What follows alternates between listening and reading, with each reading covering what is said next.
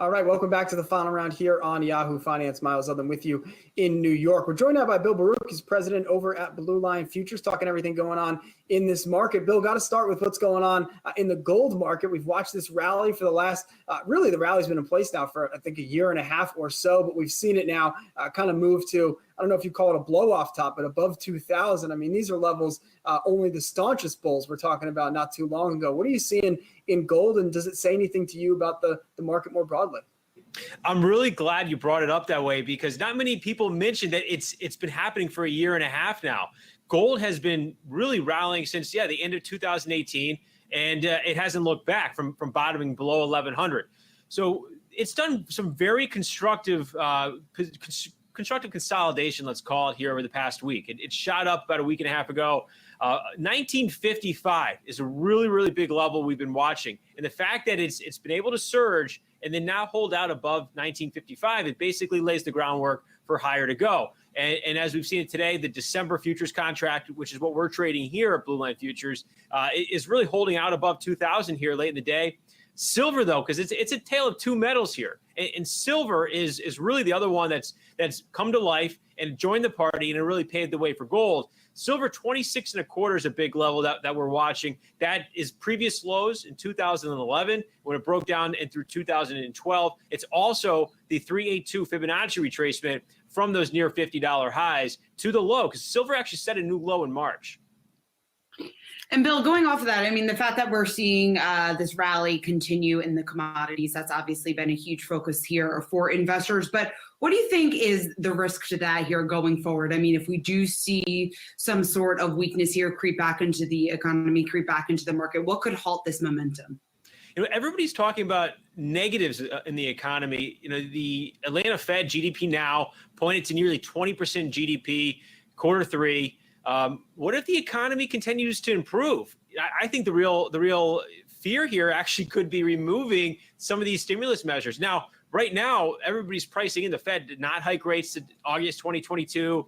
All these programs are going to stay in place. Some of them are renewed into the first quarter of next year. But as this year winds down, if we have really good data, then that's going to be a really big question.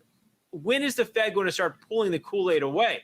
Right now, the bonds are really certainly saying that it's not going to happen anytime soon. The 10-year note is making a new low in the yield right now at 50 basis points, the lowest level since the early March. And I've been making a joke. I've been saying bond, James Bond. I mean, you're seeing the bonds really like a secret agent just creeping higher each day here. In the 30-year bond, again, it's something that's breaking out. That's telling us that's not buying the risk on in the equity markets, but it's also not saying the Fed is going anywhere anytime soon. And all part of this trade, Bill, is what we've also seen going on in the dollar. We've seen so much weakness in the dollar. Now, obviously, we had that massive spike kind of when the world went to hell in March, right? You're going to buy the dollar. That's a natural trade. But the weakness we've seen persist. What does that say to you about the macro setup here? I mean, I think some folks see it as a bullish view really on the global economy. Where's your head at with that? Yeah, the dollar's been the sacrificial lamb. I mean, it really has. The Fed has put a number of programs in place. You've seen Congress and the White House put a number of fiscal programs in place, and the dollar has been sacrificed here for everything else. I mean, it's paved the way for the stock market rally. It's paving the way for emerging markets. A lot of companies, I mean, with their exports becoming more attractive, and then overall, just weakening the currency helps commodity prices, and it helps just this big pool of money that's out there. So it is starting to create inflation, and the dollar is really. I saw a chart that the dollar is the only asset class that finished negative in the quarter two. So I think what we're looking at here is the dollar really buoying everything. And you got to watch where the dollar is right now, because if you look at the dollar index, which is just a basket of currencies, the dollar index got near a trend line dating back to 2011, and it didn't quite get there. It's right about 92, but that's also a Fibonacci retracement of 382. And I love those 382 Fibonacci retracements because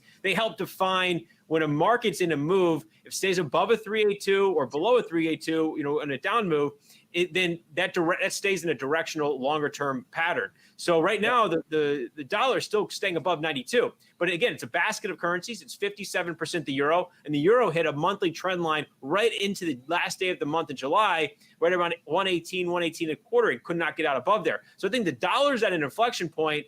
Is it going to gain ground? And today you're seeing the dollar fall back in the second half of the day. And where we started our conversation was talking about gold.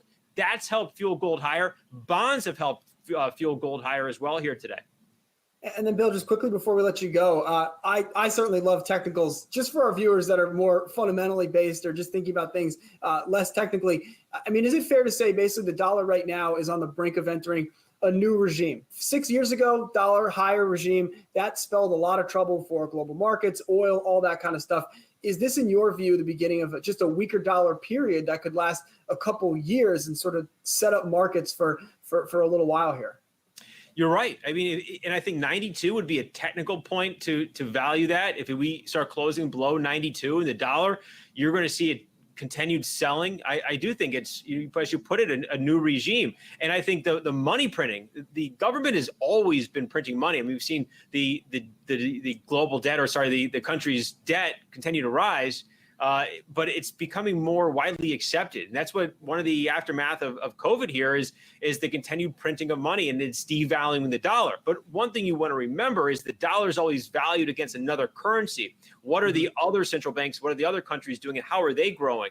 So, you're seeing some of the central banks deliver. And in the case of the ECB, they were able to come together, create a budget, something that people didn't think was ever going to happen. And that actually strengthened the euro. But are you going to see growth out of that? So if the U.S. is really able to create some growth in quarter three, near 20% annualized, that would be really stellar compared to what does the Eurozone, what can they put together? And annualized, their quarter two GDP numbers were a little worse than ours. They contracted about 40% compared to our 31%, 32%. Yeah, certainly an interesting time in the macro space right now. Bill Baruch, President, Blue Line Futures. Always great to get your thoughts. Talk soon.